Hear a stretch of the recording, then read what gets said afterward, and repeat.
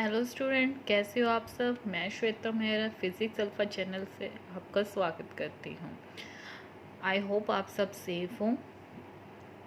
आज हम BSc first year का कुछ टॉपिक करने वाले हैं। कुछ नहीं, काफ़ी टॉपिक करने वाले हैं। पाई फिल्टर, जिसको हम सीएलसी के नाम से भी जानते हैं। सीएलसी क्या है? जिसमें एक इंडक्टर और दो कैपेसिटर लगे होते हैं, इसलिए सीएलसी हम यूज़ कर रहे हैं। ओके, और ये पार्ट है डायोड रेक्टिफायर का। तो आइए देखते हैं। हमारे पास ये सर्किट है जिसमें हमने C1 और C2 हमने दो कैपेसिटर यूज़ किए गए हैं और हमने एक इंडक्टर यूज़ किया है L, जिसको से हम डिनोट करेंगे। ये पल्सेटिंग आउटपुट रेक्टिफायर है, जहाँ से पल्सेट होती है वहाँ है, यहाँ से हमें आउटपुट मिलेगी, यानी हमारी जो वेव है उसके आगे का ये सर्किट है। ठीक है। इन दिस सर्किट हमें एक इंडक्टर है, कैपेसिटर C2 है, इसको हम L सेक्शन भी बोल सकते हैं। एक ये L है और ये कैपेसिटर है, दोनों मिलकर एक वन पेयर ऑफ कैपेसिटेंस और रेजिस्टेंस इंडक्टर हमारा क्या कहलाता है? L सेक्शन कहलाता है। Okay, combination of the capacitor and inductor is called L section filter। जो हमारी आउटपुट आती है L सेक्शन फिल्टर से, इन दोनों से जो हमारी आउटपुट आती है उसको टेकन हमारे पास C2 को क्या रखेंगे? कांस्टेंट रखेंगे। ठीक है, जो कि रिमेन कांस्टेंट होगा at high peak value of the input voltage. ठीक है, ये दोनों क्या है हमारे पास? इन दोनों का कम्बिनेशन लिया हमने। ठीक है, कम्बिनेशन लिया है आउटपुट L सेक्शन फिल्टर में। फिर हमने क्या किया है, उसको C2 को हमने कांस्टेंट रखेंगे, जहाँ पे हमारी VM ये क्या है? हमारी peak value of input voltage to the filter, जहाँ पे हमारा जो लोड करंट है, ये हमारा क्या है? लोड करंट है, उसको हम क्या रखेंगे? कांस्टेंट रखेंगे। ठीक है, कांस्टेंट रख लो या इसको क्या रख लो, काफ़ी स्मॉल। हमने क्या किया है, कैपेसिटेंस और हमारे एल सेक्शन बोलते हैं इंडक्टर और कैपेसिटेंस को, हम इन दोनों को ही हम एज ए यूज़ कर रहे हैं आउटपुट एल सेक्शन फिल्टर में, जहाँ पे C2 क्या रहने? कांस्टेंट है। कब कांस्टेंट रहेगा? जब हमारी VM क्या रहने वाली है? पीक वैल्यू पे रहने वाली है to the input voltage to the filter, जहाँ पे सिर्फ क्या है? लोड करंट है, जो कि क्या है? बहुत ज़्यादा स्मॉल है। फॉर हैवी लोड करंट, अगर हमारे पास काफ़ी हैवी लोड करंट है तो उसकी जो वोल्टेज है, आउटपुट वोल्टेज है, वो फॉल हो जाएगी बिलो द VM तो हमारी पीक वैल्यू है। अगर हमारे पास लोड रेजिस्टेंस हाई है तब हमारे पास क्या होगा? आउटपुट स्मॉल होएगी, तो वो शार्पली क्या हो जाएगी? डाउन हो जाएगी। ठीक है, किससे डाउन होएगी? VM से डाउन हो जाएगी। फिर क्या है, हमारे पास जो कम्बिनेशन है कैपेसिटेंस C1 और combined with the L section filter. ठीक है, C1 को कंबाइन करेंगे L सेक्शन फिल्टर से, जो ड्रॉ करेगा द चार्जिंग करंट पल्स। अब एक कैपेसिटेंस क्या करेगा? चार्ज करेगा। कैपेसिटेंस क्या करता है? चार्ज करेगा हमारे पास, और चार्ज होने पर उसकी जो पीक वैल्यू है वो क्या होने लग जाएगी? VM यानी हाई होने लग जाएगी। हमारे पास जब हम कंबाइन करेंगे L सेक्शन को विद द कैपेसिटेंस, तो हमारे पास क्या आने लग जाएगी? चार्जिंग आने लग जाएगी। चार्जिंग आने से क्या? उसकी पीक वैल्यू VM हो जाएगी। देन C1 क्या हो जाएगा? अगेन ये पहले ये C1 क्या कर रहा था? चार्ज कर रहा था, फिर ये क्या होने लग जाएगा? डिस्चार्ज। एक चार्ज करेगा, दूसरा डिस्चार्ज करेगा। जो एनर्जी स्टोर हो रही है C1 या C2 में, वो पीक वैल्यू को मेंटेन करने के लिए हो रही है। फिर C1 अपनी वैल्यूज़ देता रहेगा, यानी चार्जिंग देता रहेगा to get the peak value to the EM, तो ये डिस्चार्ज होना स्टार्ट हो जाएगा करंट। और in the time the C1 discharge appreciably another charging pulse from the rectifier which arrive to charge it again। मतलब इनका काम क्या है? ये आउटपुट को हाई करेंगे वीएम एज वीएम। जैसी हमारी वैल्यू पीक वैल्यू से कम होएगी तो ये क्या होने लगे, जो इसके अंदर दोनों की एनर्जी स्टोर होने लगी थी वो डिस्चार्ज होने लग जाएगी C1 के अक्रॉस। तो क्या होगा, वीएम की वैल्यू आ जाएगी। ठीक है, ये उसको वीएम की वैल्यू को मेंटेन करने के लिए रेक्टिफायर में ये डिस्चार्ज होंगे। ओके, इसको अदर वे में हम क्या ले सकते हैं कि कैपेसिटर C1 क्या क्या ऑफर लो रेजिस्टेंस, लो रिएक्टेंट क्या होता है, ये अपोजिशन होती है सर्किट में जो क्या करता है flow of current due to the capacitance और inductor. Opposition of a circuit, reactance क्या होता है, opposition of a circuit element to flow of current, किसके थ्रू, हमारा जो एल सेक्शन है उसके through.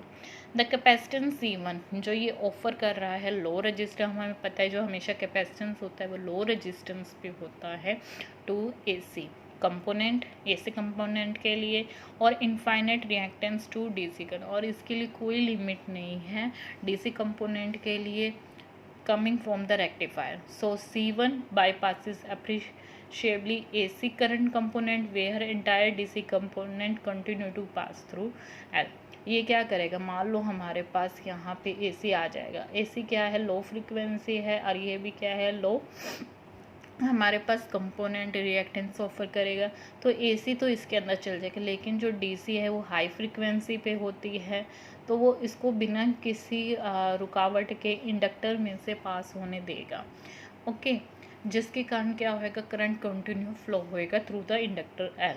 The inductor L offers high reactance, मैंने आपको बताया था इंडक्टर L क्या है, हाई रिएक्टेंस है, तो AC कंपोनेंट और higher frequency but low reactant to DC, तो वो क्या करेगा, हाई रिएक्टेंस है तो वो AC कंपोनेंट को स्टॉप करेगा क्योंकि उसकी क्या है, लो फ्रीक्वेंसी है but low reactance of DC component, और जो हमारे पास कंपोनेंट है रिएक्टेंस DC का कम है, तो कंपैरिजन टू AC, तो ये DC कंपोनेंट को फ्लो होने देगा। देखो AC का क्या है, लो रिएक्टेंस है, ठीक है, कंपेयर टू द DC, इसलिए वो इंडक्टर अपने आप में से DC को ही पास होने देगा। कैपेसिटर C2, जो हमारे कैपेसिटर C2 है, bypasses the AC component which were not passes by C1। मान लो AC C1 में से पास हो गया तो कैपेसिटर C2 में से भी वो पास हो जाएगा, लेकिन capacitor C2 again bypasses the AC component which are not by the C1। जो हमारा AC कंपोनेंट है अगर C1 में से वो पास नहीं हुआ तो वो किस में से पास हो जाएगा, C2 में से, ठीक है, which also able to pass through the L, और वो किस में से एबल पास हो जाएगा, L में से। इट मीन्स जो हमारा कैपेसिटेंस C2 है वो सिर्फ पास करेगा AC कंपोनेंट का, जो पास नहीं हुआ था C1 से और L से। Okay, so only DC component were able to pass through L। मान लो वो यहाँ से भी पास हो गया AC करंट और यहाँ से भी पास हो गया AC करंट, अगर वो C1 ने उसको नहीं रोका तो वो इसमें भी पास हो गया और इसमें भी पास, लेकिन आगे जो हमारा ये लोड रेजिस्टेंस है सिर्फ हाई फ्रीक्वेंसी वाले को ही पास करेगा, जो क्या है DC। इस वजह से हमें इसके फिल्टर के थ्रू क्या मिलेगा, DC करंट मिलेगा, ठीक है। तो हमारे पास रिपल फैक्टर के जितना ज़्यादा स्मॉल होगा उतना करंट ज़्यादा हाई होगा। ओके, तो हमारे पास रिपल फैक्टर क्या है, √2 इंटू C1 इंटू में C2 बाय में RL लोड रेजिस्टेंस इंटू में XL इंडक्टर का रेजिस्टेंस, तो इसमें XC1 की वैल्यू क्या है 1/2 ओमेगा C और XL की वैल्यू क्या है 2 ओमेगा L, और रिएक्टेंस के मैंने यहाँ पे डेफिनेशन लिख दी है, opposition of circuit element to the flow of current due to the current element inductor और कैपेसिटेंस। तो ये था हमारा पाई फिल्टर। ओके, आगे हम करते हैं ऑर्डिनरी DC पावर सप्लाई क्या है। ऑर्डिनरी DC पावर सप्लाई में इसमें बहुत सारे डायोड्स लगे होते हैं, L सेक्शन लगा होता है, पाई फिल्टर भी बोल सकते हैं, इसी तरह के कम्बिनेशन को हम ऑर्डिनरी पावर सप्लाई करते हैं। The electronic circuit source of DC power, किसका पावर सोर्स है, DC का, जो इसमें रिक्वायर्ड होएगी। Okay, Such a source can be obtained from the commercial AC means by using, वही है इनपुट हम AC वाली लेंगे, रेक्टिफायर यूज़ करेंगे जो AC को DC में कन्वर्ट करेगा। The combination is called DC power supply and DC power supply consist है ब्रिज रेक्टिफायर। ब्रिज रेक्टिफायर क्या है, इसमें बहुत सारे डायोड्स लगे होंगे, ब्रिज बना होगा, पाई फिल्टर होगा, मैंने आपको जो बताई दिया। पाई फिल्टर में क्या है, CLC यानी 2 कैपेसिटर और 1 इंडक्टर यूज़ होता है। Okay, the output of the rectifier pulsing DC because it containing AC component and different frequency. क्या है, हमारे आउटपुट रेक्टिफायर में पल्सेटिंग DC की होगी बिकॉज जो उसके अंदर AC कंपोनेंट भी होगा डिफरेंट फ्रिक्वेंसी का। In addition to the DC component, मतलब DC कंपोनेंट के साथ ही है। The role of the filter circuit to remove AC component steady DC obtained. क्या है, अगर ये साथ में आ भी गई DC करंट के साथ AC, तो हमें उसको फिल्टर लगा के, पाई फिल्टर लगा के या ओनली L सेक्शन लगा के हमें उसको क्या करना पड़ेगा, रिमूव करना पड़ेगा। तो हमने ये सर्किट बनाया है। यहाँ पे AC मीन्स है ये हमारा, जिसमें से 5 to 20 वोल्ट्स जो हमारे नॉर्मल घर में आती है वो है। हमने स्टेप डाउन ट्रांसफार्मर लगाए हैं, 4 डायोड्स लगाए हैं, और ये देखो LC1 C2 लोड रेजिस्टेंस जहाँ पे हमें आउटपुट मिलेगी। ठीक है, हमें क्या होगा, AC करंट है उसको रेक्टिफायर करेंगे। रेक्टिफायर में क्या होगा, DC करंट तो आएगा ही आएगा, DC करंट के साथ साथ क्या आएगा, AC करंट।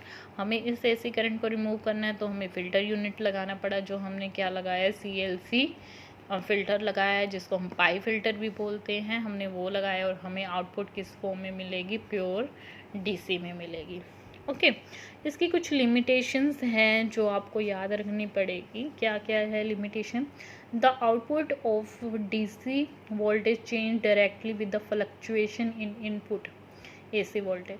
क्या है, DC में क्या होगा, जब वोल्टेज लेते हैं इसमें कुछ फ्लक्चुएशन होएगी, किसकी, इनपुट में AC वोल्टेज की। अगर 10% डिक्रीज़ करते हमें इनपुट AC की, तो ये आउटपुट DC पे भी कोज करेगी, जो हमारे पास उसमें भी 10% लॉस होएगी।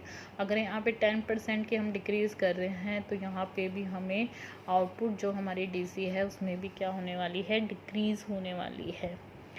ओके, वोल्टेज ड्रॉप आएगा। व्हेन लोड करंट इंक्रीज, जब हम लोड करंट को इंक्रीज़ करते हैं, डिक्रीज़ करते हैं, तो हमारे आउटपुट जो DC वोल्टेज है उसमें भी डिक्रीज़ आएगा ड्यू टू वोल्टेज ड्रॉप। यानी जो भी हम इस साइड हम यूज़ करने वाले हैं, हमें अगर उसमें इंक्रीज़ हो रहा है तो करंट इंक्रीज़ होगा DC में। अगर हमने उसमें लोड ज़्यादा दिया तो इधर भी लोड ज़्यादा होगा, इसको डिक्रीज़ कर दिया लोड को तो उधर भी डिक्रीज़ होने ही वाला है।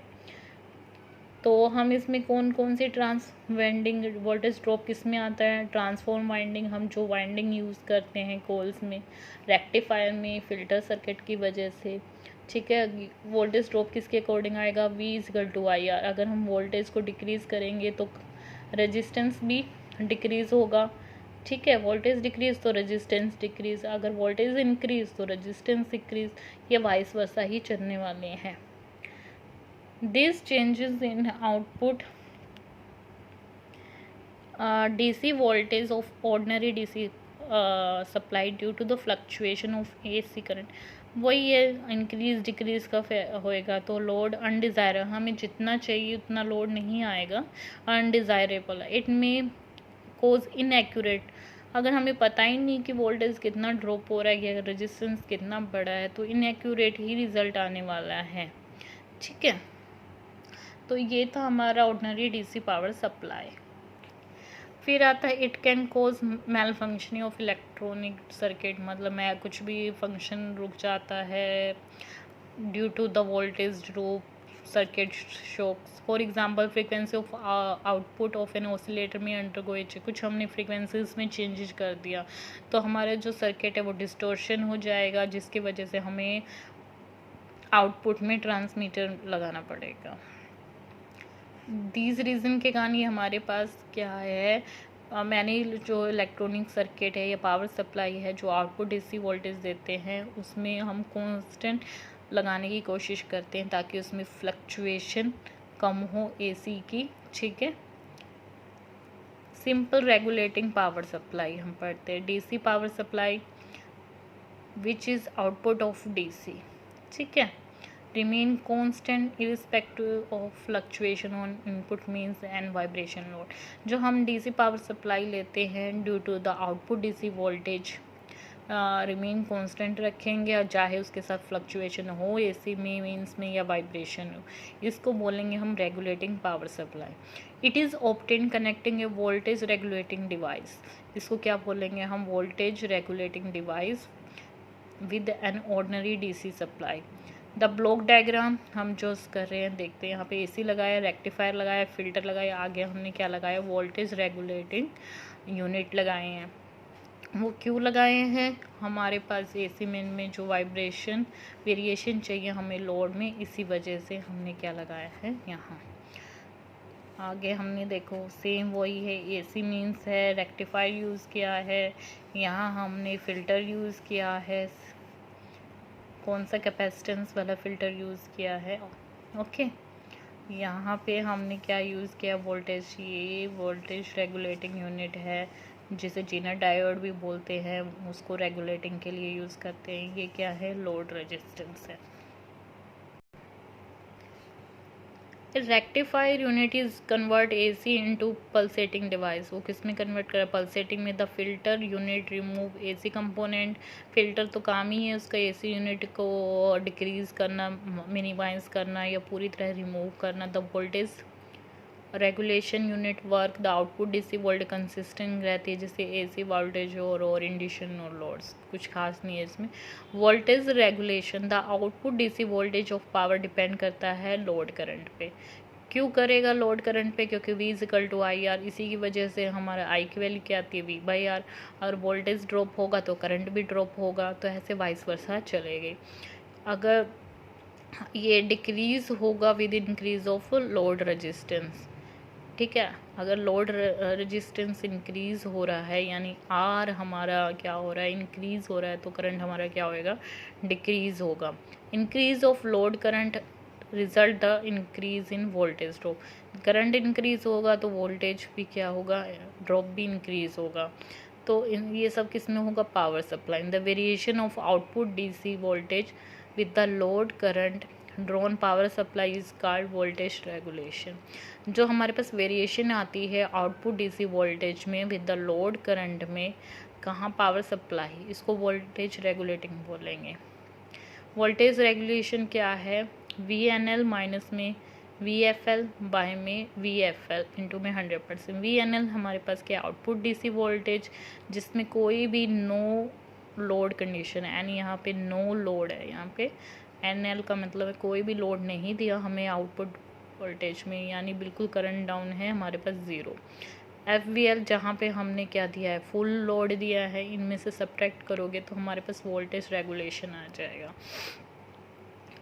इन a good quality power supply, जो हमारा VFL है वो is only slightly smaller than VNL, यानी फुल लोड है वो बहुत स्लाइटली स्मॉल होगा नो लोड से, ठीक है। एंड द वोल्टेज रेगुलेशन तो क्या होगा, स्मॉल। अगर दोनों ये ज़्यादा मतलब कम माइनर सही है तो हमारे वोल्टेज रेगुलेशन भी क्या होगा, स्मॉल होगा।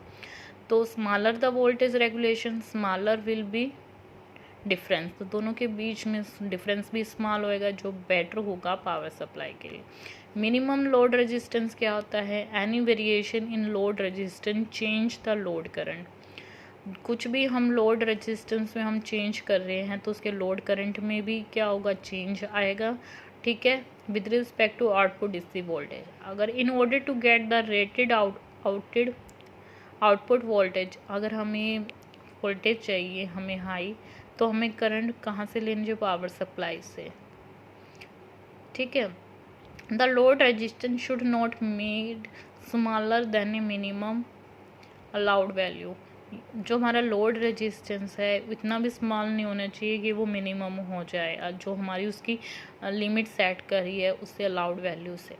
If a power supply is required to deliver a full load current, अगर power supply full load current देती है तो फुल लोड वोल्टेज भी आएगी, जो मिनिमम वैल्यू करेगी लोड रेजिस्टेंस, यानी R क्या है, फुल लोड रेजिस्टेंस।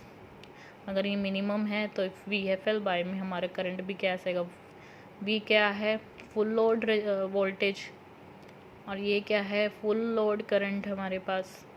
ओके, इसका एग्जांपल दे रखा है हमें, if data sheet power supply tell that it gives a output voltage of 100 volt, ठीक है, और मैक्सिमम रेटेड करंट दे रखा है 0.5 एम्पियर। देन तो हमारा जो लोड मिनिमम है तो हमारे 100 तो दे रखा है हमारे पास वोल्ट, और करंट दे रखा है हमें मैक्सिमम 0.5। इसको सोल्व करेंगे तो 200 ओम, ये हमारी मिनिमम लोड है यहाँ पे फुल करंट। तो it value of RL in any case में less than 200, it rated DC output voltage is not obtain.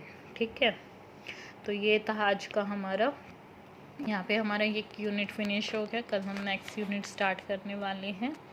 आप अच्छे से प्रैक्टिस कीजिएगा, सेफ रहें, सुरक्षित रहें, और अपने आसपास वालों को भी रखें, अननेसेसरी बाहर मत जाएं, मास्क, सैनिटाइज़र, हैंड वॉश का प्रॉपर यूज़ करते जाएं, and stay healthy wealthy. Thank you so much.